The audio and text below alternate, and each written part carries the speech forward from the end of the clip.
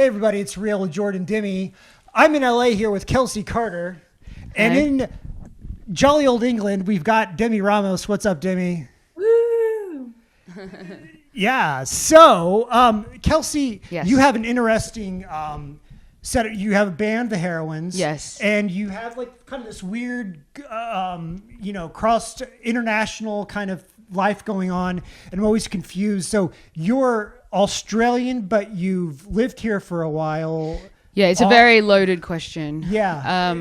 And I hate when people ask it, but I will. Okay, no. I will answer it for you because clear this shit up, you know. Well, I just want to get it straight for the Wikipedia editors. You never know what they're gonna write. No, I was born in New Zealand, but I grew up part-time in Australia, part-time in Los Angeles. My dad's side of the family are all from LA. Oh, yeah. So I'm half American. And then my band, the rest of my band members are all British. My boyfriend is British. So for the past few years, I've had a house in England as well and just lived between the two.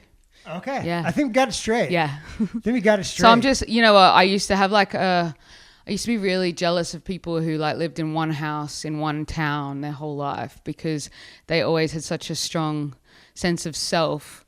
And although I feel like I've always had that in ways, I was missing that I'm true blue, insert, country or place here. And Right. I've never felt that with one place. So I realized I'm an accumulation of all the different places. You're just a modern. A mutt. Yeah. I was going to say modern. Oh, yeah. A modern mutt. A modern mutt. There we go. There we go. Is it true So, that they call people from New Zealand Kiwis, or was that Australia? Kiwis, New Zealand. Yeah. Yeah. Kiwis. I always wondered about that. So what is a Kiwi? What is it? Like the fruit? Why do they connect Kiwis to New Zealand?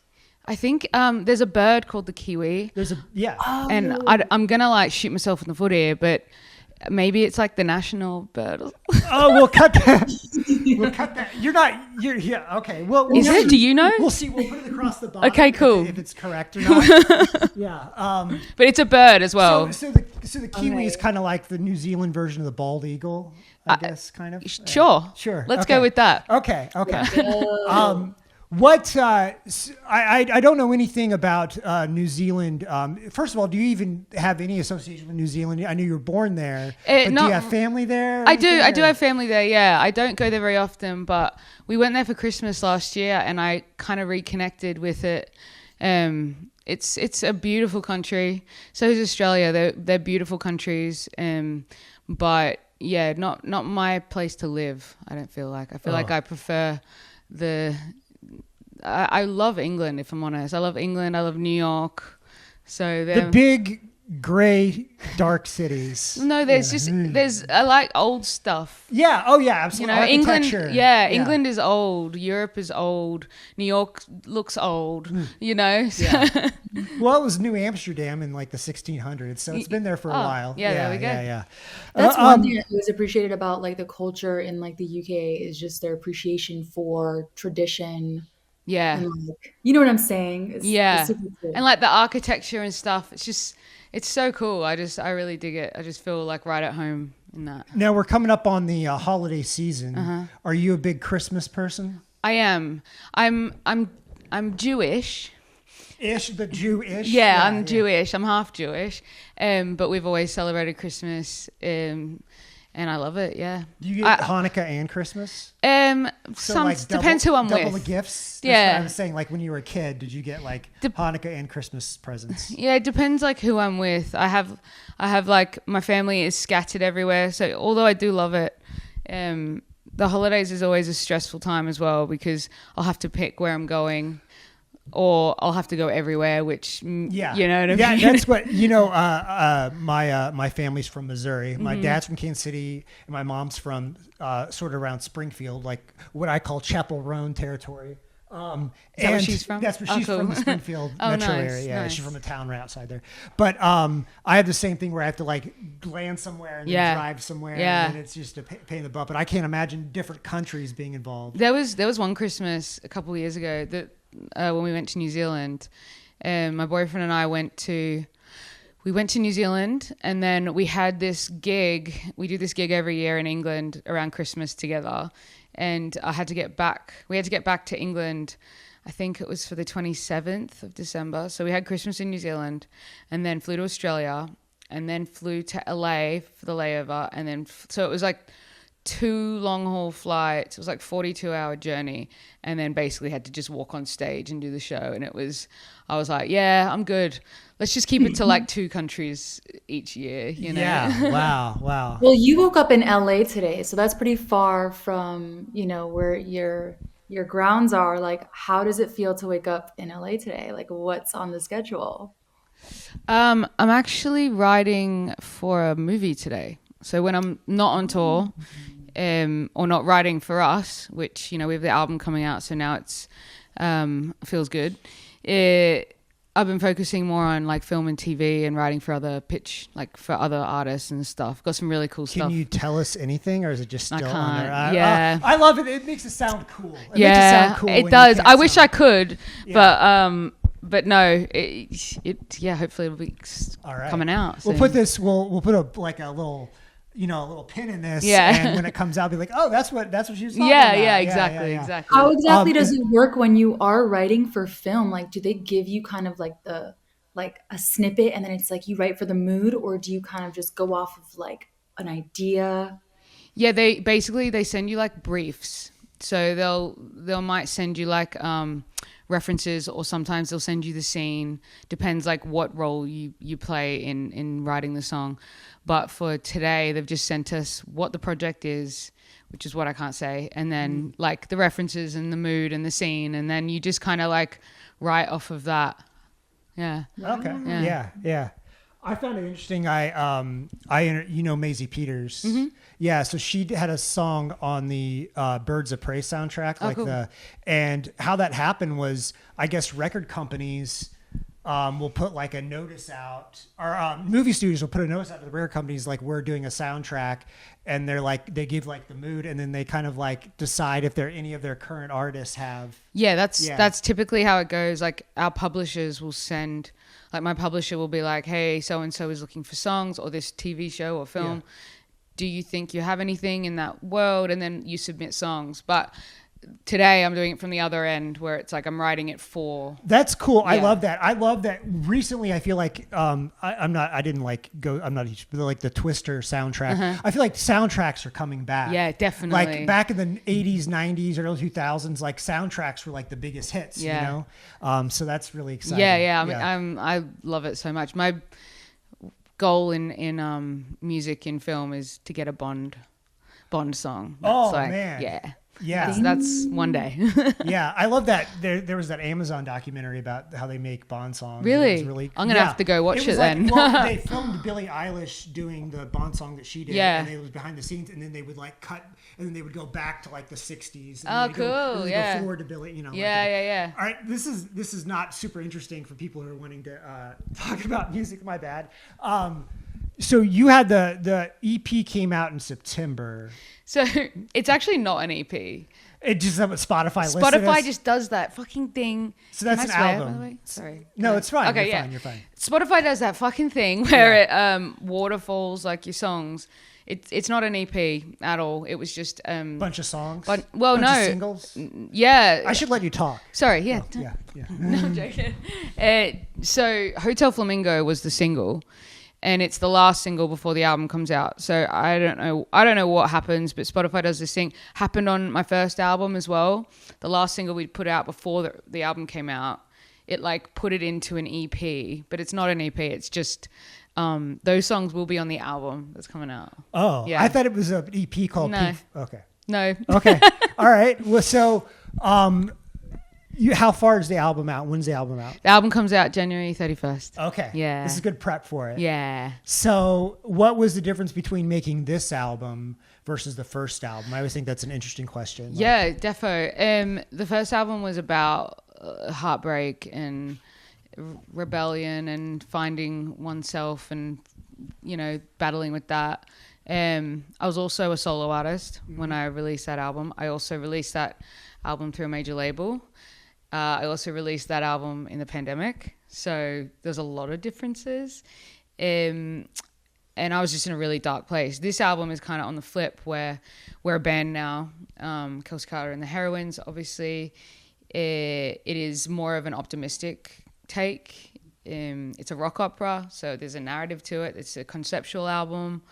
I'm naked on the album cover, which was a big thing for me because I've always struggled with my femininity and sexuality and sensuality and how I should and shouldn't convey that. What made you take that step? You know what? When I was a little girl, I used to look at the way that men would look at my mum. She's always been the most beautiful woman in any room. And I hated the way that men looked at her, like hated it. And I did everything I could do to hide my own femininity and hide anything that made me seem attractive to men. So I'd wear baggy clothes. I'd tuck my hair up under a hat. I'd like tape down my tits that I didn't even have yet. Wow. And I just didn't want any attention. And then, I obviously grew up and became a teenager and wanted to explore that in different ways, but still felt like the true me was this like tomboy, kind of in the background type person. And then I got into the music business and everyone tells you, you got to be sexier and louder and more shocking and more vulgar. And you play that game because you don't know any better. And I became so uncomfortable playing someone else's game and being the version that someone else decided I should be that I made a promise to myself that I was only ever going to be sexy on my own terms. And if the day ever came that I wanted to explore that femininity or sexuality publicly, then I would do it because I wanted to.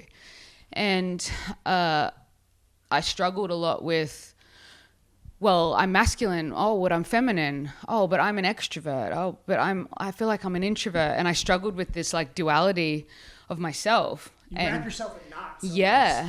And I was like, oh, I have to pick one thing because that's what I was told I had to do. You have to be one thing. Don't confuse people. And I decided, I was like, I'm not just one thing though. Like I am masculine and feminine. I am tough as nails and the most sensitive person you'll meet. And I am an extrovert and an introvert, and I wanted this record to embody that, like in all ways. Sonically, the songs, some are hard, some are aggressive, and then some are soft and fragile, the way that I am and the way that I believe rock and roll is as well. So, yeah. What a great explanation. Yeah. And then the album cover is me like this, like, the character. Yeah. And then me naked, the woman. The duality. Yeah, the duality of that. Nice. Because I am both of those things. Sure. Demi, you got anything to add to that? Because that was definitely like a woman thing that I couldn't really relate to. I literally was just smiling for like 2 minutes straight, you guys. Aw. That's super cool. Not many people speak up, like on that kind of topic. But another great example of someone who like, you can say Billie Eilish alongside you is just like, she's not afraid to kind of just embrace her masculine energy and things like that. She can also wear like a fancy dress. She's the sexiest woman alive at the same time. Like, that's the thing. You know what I'm saying? Things like that and exactly what you said. Yeah, definitely. And like I think she had said in an interview actually that she wore like boys' clothes because she didn't want people to judge her on like how sexy she was or how she was underage too. Yeah. When she was like 15, 16. Yeah. So. But even now, like she still says that she's, she still plays with both sides of her, and I relate to that so much. It also just opens up so many possibilities for visuals and stuff like that too. Yeah, totally. Your band, the Heroines, you're kind of like a throwback to sort of like, I think of you almost like in the sort of like Joan Jett, Susie Quattro, kind of like late 70s, early 80s, kind of like, and your band, they have cool hair. There's a lot of great hair in your band. Yeah. So what do you like about that era? Why'd you decide to kind of make Kelsy Karter and the Heroines kind of like a throwback, sort of grungy, throw the TV out the hotel window kind of band, Do you know what? We didn't like actively make the decision. that's just who we are. I think all of us kind of have our own stories of how we got into music and what turns us on in music and what's inspired us, and we just brought that together naturally, and it evolved into what it is. Yeah, we do all have incredible hair, I agree. And you know, it's just about elevating who we are as people, and then, you know, molding it into how it can be marketed, as they say. But we're definitely, like, this album is very 80s. It's very 80s stadium rock inspired. You know, Heart, Aerosmith, Bon Jovi, Blondie. Yeah, yeah, totally. Love that era. Yeah, me too. Yeah. It was I almost like admit, so, like I was going through like the music and stuff like that, but of course I wanted to find out more. Okay.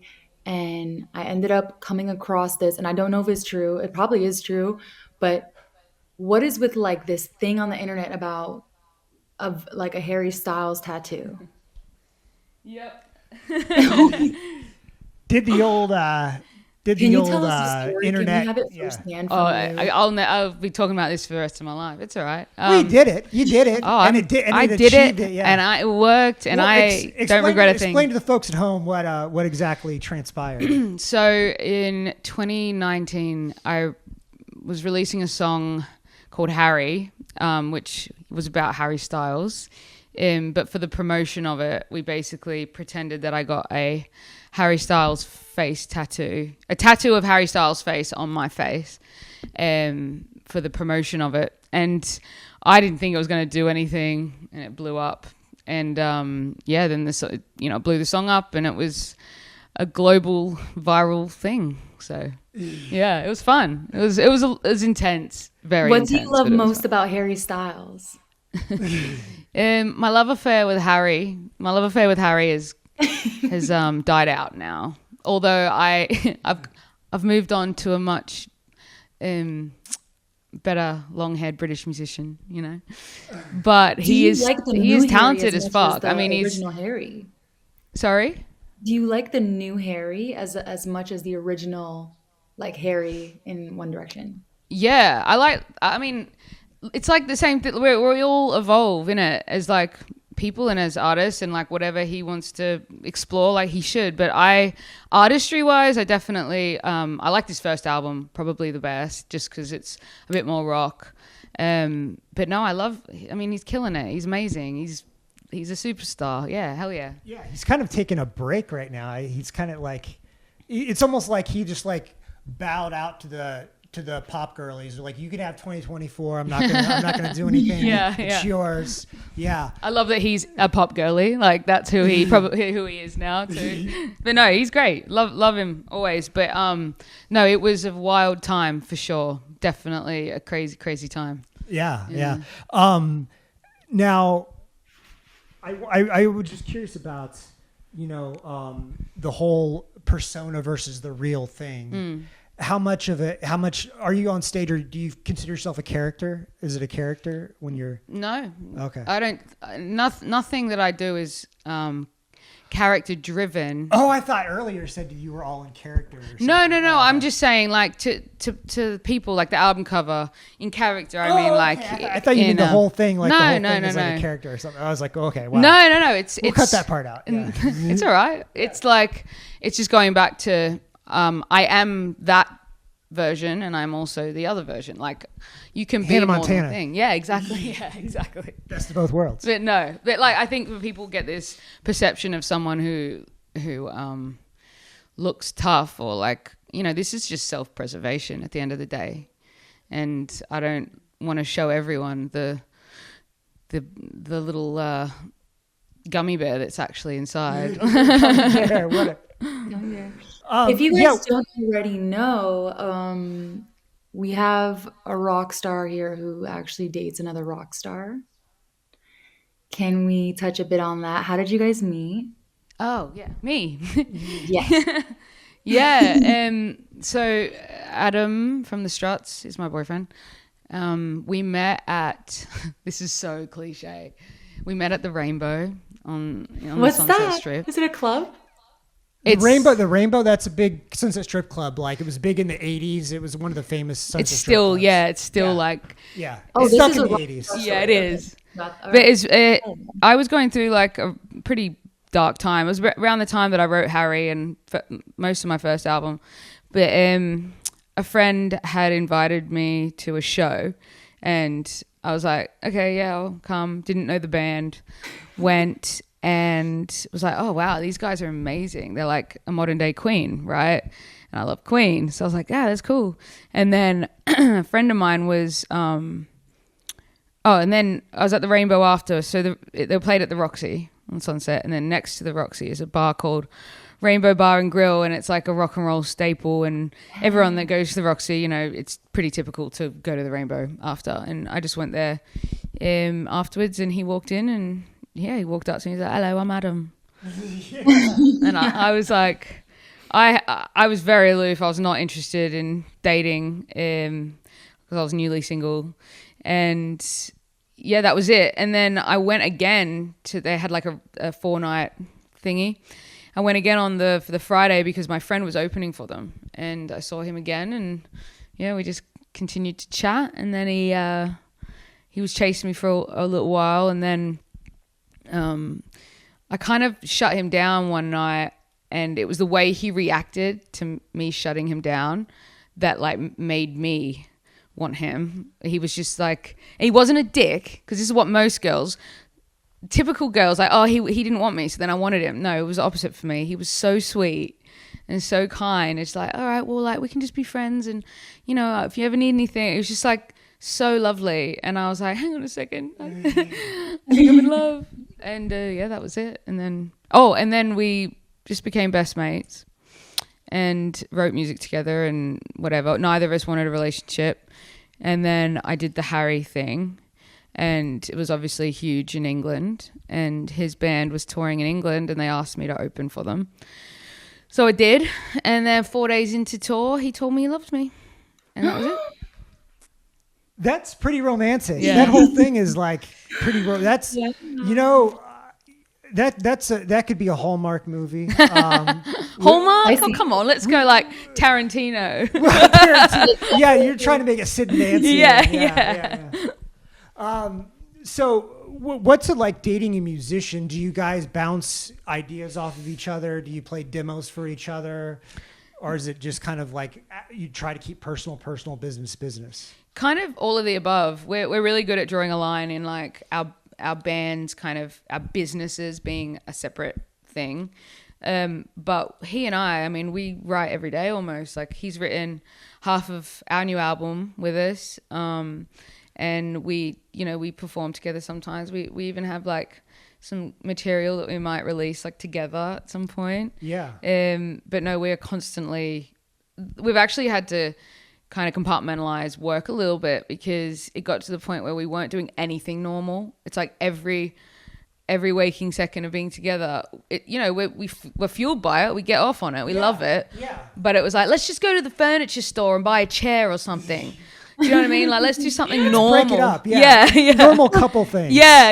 And then we like get home. We're like, oh my God, look at this song I've been working on. It's like, it's pretty amazing if I'm honest. Oh, wow. Yeah. And I think that it's hard for people in this business to find someone that understands what they do.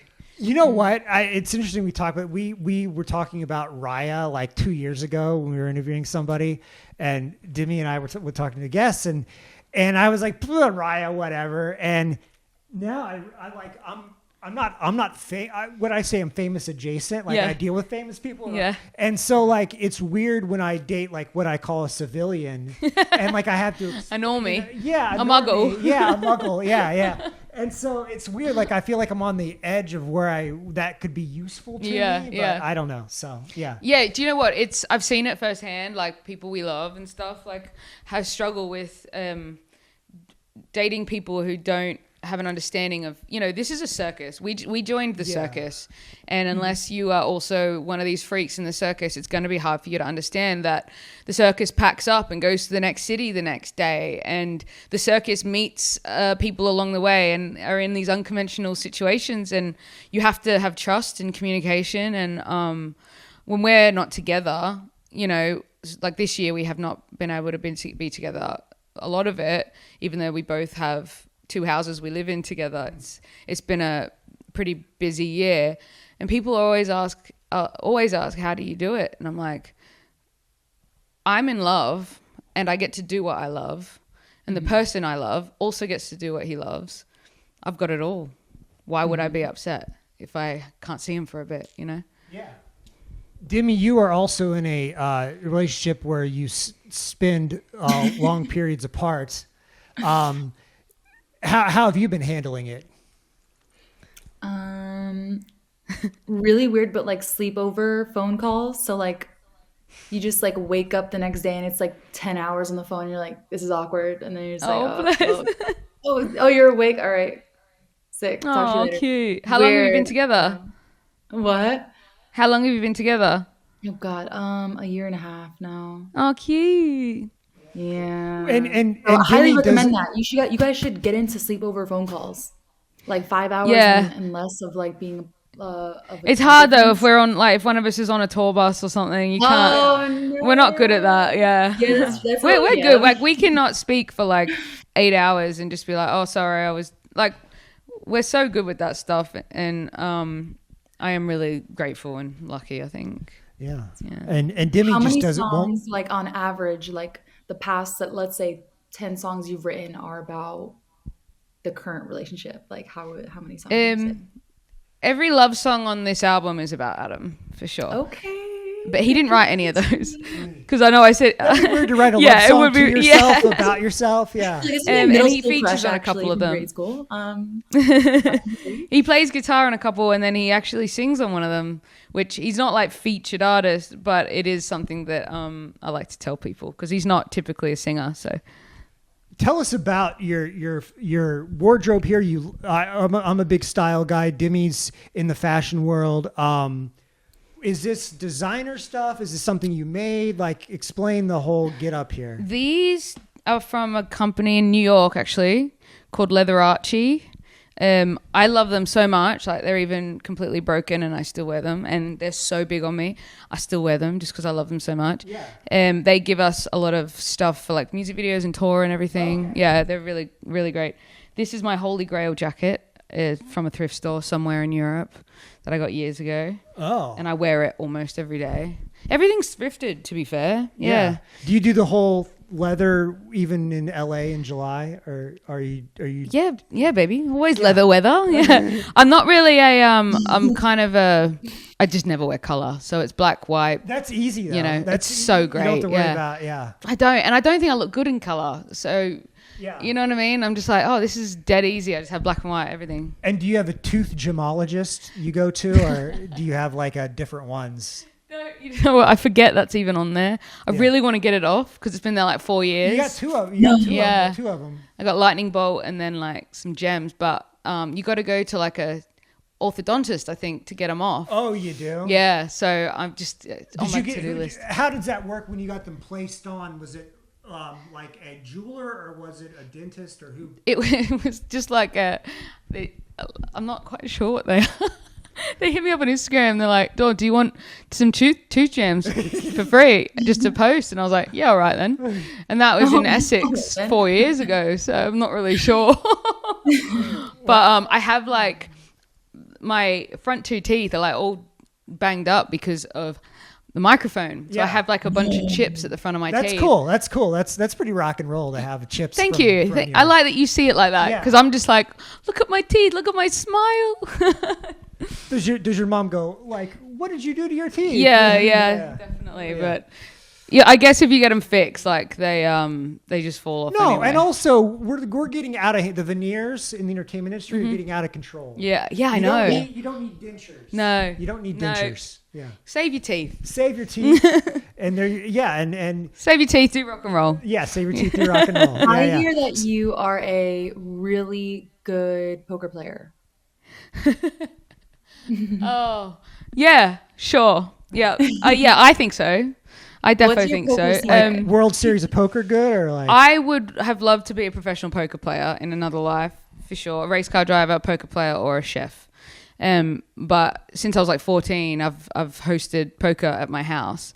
Like we used to tell 14, that's real healthy. Yeah, I know. Yeah. Well, we used to tell my mum we weren't doing it for money. It was just like a game. Of course we were doing it for money, but I've always like, she knows that now, but like I'd make spaghetti bolognese for everyone, and it's always been like a social thing that I've loved to host and believe that I'm good at. Yeah. I mean, I win a lot, so that's good. Well, if you've been doing it since you were 14, Yeah. you have a good like poker face. You have a good, Yeah, I think so. Cause I'm so animated. So when I'm not, I think people are like, oh, what's going on? Well, she's not like, she's probably the only time I'm not. Start playing mind games with them. Yeah. Like, am I quiet because I got a good hand? Am I quiet because I don't have a good hand? Exactly. You never do the same thing twice, and then they can't tell.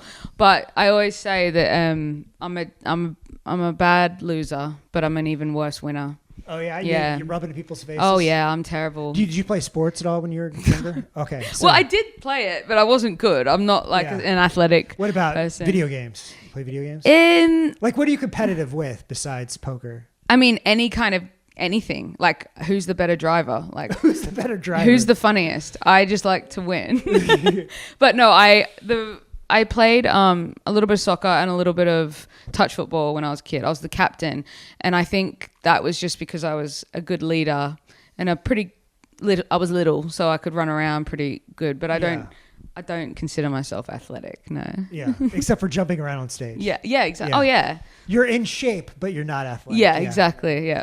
When people talk about, like, my dad always talks about like how the Stones keep touring and Mick Jagger's up there. I'm like, well, if he's got like a badass dietitian and like on the road with him, but also if you're doing a 2-hour show every night, you're staying in shape. Yeah. You're not sitting in a chair watching TV. Yeah. So yeah. Yeah, it's no joke. Like, touring is no joke. People, I do this like series on TikTok where I'm like, people think being a touring musician is glamorous and then I show like a true story of something that's happened.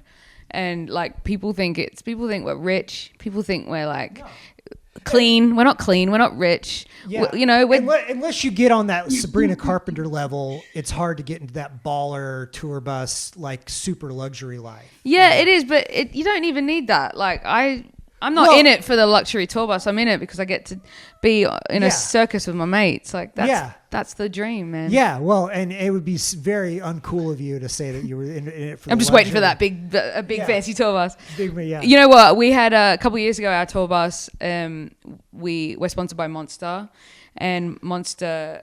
So much Monster Energy just floating around. Oh yeah, everywhere. I give it away to homeless people. I worked for I worked for a UFC nutritionist for a while, and Monster was there, and it was just Monster cans, half drink everywhere. Yeah, and he would, like, yell at us because we were leaving our cans. Yeah. Our house is like riddled with Monster fridges and guitars and skateboards and all sorts of stuff. But they got us a bus wrap, so it said my name on this bus. Oh, cool.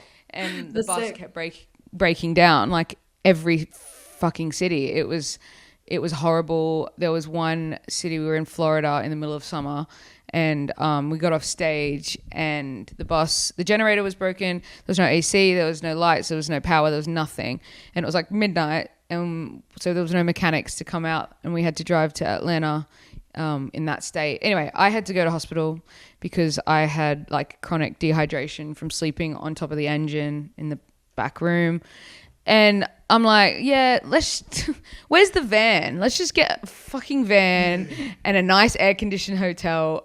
Like, you don't need this bus, but so it's pros and cons with every situation, you know. On the bus, are you a movie person, a video game person, a sleep person? Like, what do you do if you have like a 6-7 hour bus ride? I like to be alone. I do. I mean, I like to play games, as I told you. We play poker, we play Monopoly Go, we play like this like head game. I like games, but I have the back lounge, so it's like I've got my own little bedroom. Yeah. I just like to be back there on my own. Just because when you're on tour, like, you're always on. You always have to be talking to someone. You always have to be performative. You always have to be like accessible. And it's just like... And I feel like when you're traveling, then that's a time to like catch up on emails and stuff like that. So you're never really off. Yeah. Like And say. I find it hard to switch off from working, not because I feel like I have to, because I love it. I love what I do so much. And whenever we're on tour, I just feel like I'm 24/7, like at work. So not to mention there's a lot of male energy too, like constantly, and like us girlies sometimes we do need to like really good. be with the girlies, like put on, you know, look at pink things, like yeah for sure. And like we have in a band with a bunch of boys. Yeah, our crew is all boys. Our creative director, she's a girl, and she and I are very, very close. But other than that, it is pretty much boys. Luckily, I have very feminine boys around me though. Like a lot of the yes. the men around us have that feminine energy, so it's not like we're on the bus with like a bunch of frat boys, you know. Yeah, we're just not that. They're just not that type, and I'm quite masculine, so I feel like we even each out. Everyone's kind of meets in the middle. Exactly. Yeah. And like some of the boys are the cleanest ones, so you know. Yeah, hygiene is not a gender thing. No, 100% not. Yeah. I'm the messiest by far, but I hate filth. I hate dirt and filth and gunk and stuff, but I'm very messy. I just work better in that, I think. Yeah. Before we end this, I always like to talk to the guests about streaming habits and TV shows and stuff like that. Ooh, What show are you watching right now? Okay, we can start a whole other podcast. I am a Love Island fanatic. Oh, freak. I'm a reality show making an American one. Slut. Sorry? They're making an American Love Island, you guys. Like, oh yeah, it's like the 4th season or 5th season. Yeah. And the last American one was the best one ever. I've watched every country. I've watched some of the seasons twice. I'm obsessed with Love Island. Yeah. But separate to that, I love Seinfeld and The Office. What else is there? They're like my 3 like comfort go-to. Well, those shows that have like 200 episodes where you can just put them on. Yeah, but the humor. When I was a kid, my dad would watch Seinfeld, and I and I just like idolized. It is such a dad show, and I idolized my dad like my whole life. You know, both my parents, but my dad, I would just like look at him, and if he would laugh, I would laugh. But I had no idea what he was laughing at. Right. And then I grew up and I watched Seinfeld. And I'm like, oh my God, I get it now. Yeah. I get it. Yeah, this is great. Yeah. So Seinfeld's definitely like my if I don't want to feel anything, I just want to like laugh, I watch Seinfeld. And I love SNL. I want to be on SNL so badly. It's been my lifelong dream. No, so, if they make a rock and roll Love Island, would you join? No, because I'm in love, baby. I don't need that shit. Have they done a Celebrity Love Island? No, they don't All Stars, which is like past Love Islanders. Yeah, but it'd be a different thing to have. Like, you couldn't do it with celebrities. No, I wouldn't go on a dating show. Not in a million years. No, hell no. I've never even been on an app. So that must be nice. Yeah, I'm jealous of that. I know. I'm sorry. Wow, that's great. Cool. So, and are you going to tour once the album comes out? Yeah. Big like summer tour, spring summer tour. Yeah, the album comes out January 31st. We have our album release show in LA at the Roxy. Funny enough, on the 30th, and then we start tour from there in America, and then we're doing UK and Europe after that, and then we're actually going to go to Australia, I think, next year as well. So, and then we're working on like a film thing for the album. And what's up with the Australian rock mullet? This like specifically Australian, like it's like sort of a mohawk, and then it's like sort of ratty in the back. It's you know what I'm talking That's about? Not a rock mullet. That's just an Australian mullet. Yeah, okay. It's so iconic. I thought it was specifically Australian rockers, so just Australians. It's a very Australian thing. My brother had one when we were kids. Like it's just such an Aussie like staple. A nice mullet, a nice cheeky mullet, and a nice moustache. That's very Australian. And I'm a slut for a mustache. My boyfriend has one right now. My bass player has one right now. I love them. So, are you a mustache? Can you do a mustache on a guy, Demi, or nah? Can I be completely honest with you? Well, okay, I have a question, Kelsey. Did your dad have like a mustache growing up? He still does. Yeah. Yeah. Yeah. Because mine didn't. Like my dad was always like so, and like the males, was a I cop. guess, like in my family, whatever, never had. They were always clean shaven. So I actually prefer, like, I guess Clean you prefer shaven. what you're familiar with. So Yeah. I like when my boyfriend's like clean shaven, like on his face. You know, I think That's it's, like, hilarious. No, my dad has always, my whole life, I don't see my dad without a mustache, other than like baby photos of him. And then I actually developed a drag king character that, mustache. oh yeah, it's like inspired from my dad, basically. And his name's Harry Gary Goldberg. But yeah, we debuted it in our latest music video for Hotel Flamingo, and I'm a drag king in it just because I love the art form so much. And when I found out that women can create drag king characters, I was like, oh my God, like I have to do this. So my, theater is my life. So I just, love incorporating that stuff. Do you have any desire to I know you like you've done some acting, or how serious is that? Is that like something for down the road, or? Oh, it's 100% priority. Yeah. Oh, now, yeah, currently. it is. It's something that like, as we speak, I'm really going hard on it. You and Demi should text. Yeah. You and Demi are in the same boat. Yeah, So. I love it so much. Do you know what it is? Is like as a kid, I wanted to be an actor and a director. I never wanted to be like a rock star. But I was a theater kid. So to do the acting in theater, you also had to sing, right? Mm-hmm. And I played instruments because my family are jazz musicians, and I was just immersed in music so much that it gradually became something I loved and realized I was good at. But my first love is acting and directing, and I'm obsessed with Tarantino and just love to always incorporate the film and you would theater be good aspect. in a Tarantino movie. Thank you. Stop. And I feel like he would be into like an Australian rocker chick being in. Well, Quentin, wherever you are, mate, I'm here. It's kind of like Johnny Depp. He's known to want to have been doing music, but then ended up acting. Yeah, it's like cool. it's the other way. Yeah. Yeah. And now he gets to do both, innit? And another one is, I didn't know, Chris Robinson from the Black Crows was a stand-up comedian before he was in the Black Crows. No way. Yeah, the pipeline between like theater kids and rock and roll is pretty common. So bringing that element to stage. What's your favorite musical? Annie. Yeah, I know. Did not see that. I know. Wow. I love Annie so much, and I always wanted to play Annie, and I never got Annie. It was horrible. Yeah, you could play Miss Hannigan. Miss Hannigan. No, so obviously I've aged out of playing Annie or an orphan, yeah. but it is one of my dreams to play Annie. You're too young for Miss Hannigan. Well, it's theater, so for theater I could. Yeah. For Broadway, little girls. Oh my God, it's like that is like a dream role for Broadway for sure. Yeah. I'm a closet theater kid. Amazing. That was my biggest deal was photographing when I got to photograph Broadway people. So anyway, okay, all right. Cool. Well, we should let you go. The longer I make this, the longer I have to edit it. So that's all right. Demi, you got anything else? We're gonna party on the 28th. I'm excited. Yes.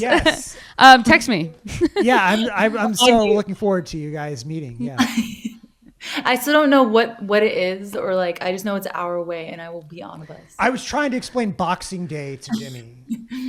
You don't know what Boxing Day is? No, what's that? It's not a thing here, is it? No. They have it in Canada, but they don't have it in the US. Boxing Day is the day after Christmas. It's a thing in England, a thing in Australia, a thing in New Zealand. I don't actually know why. Do you? Well, it's but you're boxing up all your old stuff. Is that Christmas? Is that why? Yeah.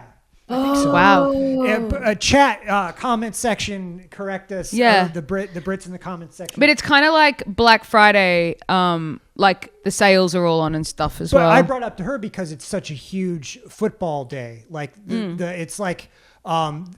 Boxing Day, all the big teams play, everyone plays, and everyone goes to the stadium to watch your team play on Boxing Day. It's like a thing. In America or? In England. In England. Oh, yeah. I mean, football. Football, actually, English football, soccer. I've never liked sports, but I love the culture of English football. Demi has gone to some games in the atmosphere. It's Demi. so cool. You love the atmosphere, isn't it? Isn't it cool? Yeah, it's definitely, I feel like almost intense. close to religion over here. It's strange, right? Yeah. My boyfriend and my brother are both obsessed with football. My boyfriend supports Aston Villa and my brother supports Liverpool, and it's just constant. Like, yeah, my life has more football in it than I would have planned to have. Do you know what I mean? Yes. I'm trying to get more into it. Yeah. I've been paying more attention to it, especially because the race for the the slots for the 3 slots to go into the Premiership next year. It's like I have a vested interest in it. So. Who is it? Well, you've got Sunderland at the top, you've got Leeds at the top, and you've got the team that JJ Watt or co-owns. I'll think of it. I'll put it at the bottom. Oh, here. cool. Yes, Burnley.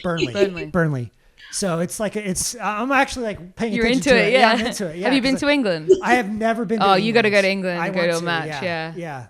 Let's go. Yeah, I should. All right. That's it. Let's wrap it up. Kelsy Karter, thank you for joining us. Are you Kelsy Karter? What's your handles on TikTok, Instagram? We have at Kelsy Karter, 1EKLSYKARTER, and we also have and the Heroines, which is for the band, and then all the band. But look them up. I'm not spelling out all the Yeah, names right spell now. all the names, yeah. Seb, Tommy, and Pete. Yeah. All right. Thank you so much. Thank you so much for having me. All right. All right, that'll be it for us, guys. As always, go to popdust.com for latest in pop culture and music news. Follow me on Instagram at Jordan Edwards Studio. Follow Demi at Demi_Ramos. And this is the last show of the year, so we'll see you next year.